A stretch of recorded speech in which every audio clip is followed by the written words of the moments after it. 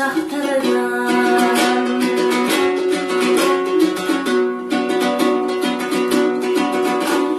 Мага жар керек, рат болуп кара жерден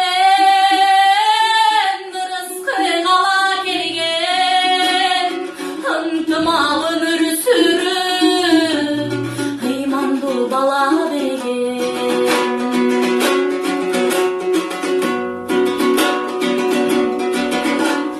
Мага жар керек деп көңүл олуп турам, көңүлүм толуп турам.